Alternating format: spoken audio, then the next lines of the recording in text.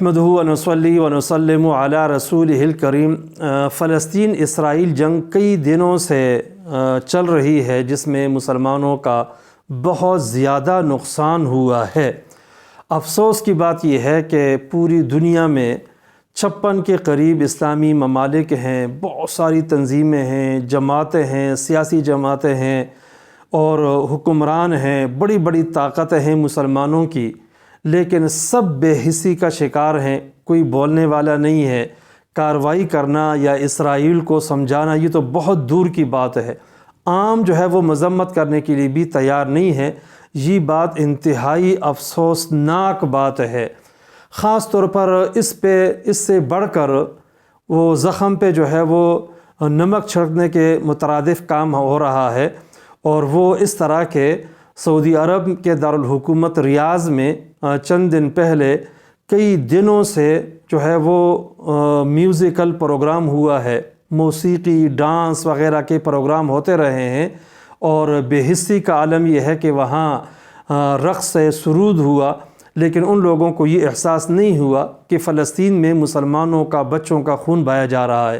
اور اس سے بڑھ کر افسوس والی بات یہ ہے کہ ہمارے ہاں پنجاب حکومت نے، جو نگران وزیر اعلیٰ ہے محسن نقوی ہے، اس نے لاہور میں اس طرح جو ہے وہ پروگرام بنایا حکومتی سطح پہ، اور اس میں بھی اس طرح کے ڈانس پارٹیاں ہوئیں، اور کئی دن تک یہ سلسلہ چلتا رہا۔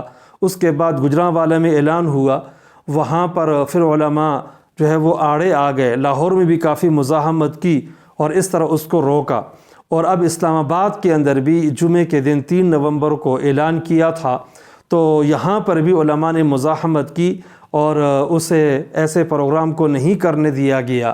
لیکن کتنے افسوس کی بات ہے، اور ہمارے لیے عبرت والی بات بھی ہے کہ دیکھیں اسلامی ملک ہے، ایٹمی طاقت ہے، ان کو چاہیے کہ وہ فلسطین کے نہتے مسلمانوں کا خیال کرتے، ان کی طرف سے لڑتے، اسرائیل کے ساتھ جو ہے وہ بات کرتے، ڈراتے اس کو، مجاہدین کو وہاں بھیجتے، تعاون کرتے۔ لیکن بہت افسوس کا مقام ہے کہ یہاں ہم ڈانس پارٹیوں کے اندر شریک ہو رہے ہیں، جہاں پہ رقص ہوتا ہے، سرود ہوتا ہے، اور موسیقیاں ہیں، ڈول ہیں، باجے ہیں، اور نعوذ باللہ ہم یہاں پہ اس طرح مگن ہو چکے ہیں، اور وہاں فلسطینیوں کا خون بہایا جا رہا ہے۔ اس طرح مسلمانوں کا ذہن تبدیل کیا جا رہا ہے۔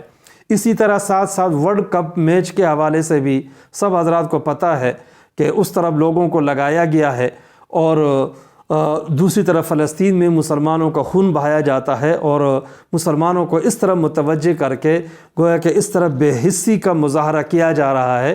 اللہ تعالیٰ ایسے لوگوں کو ہدایت نصیب فرمائے۔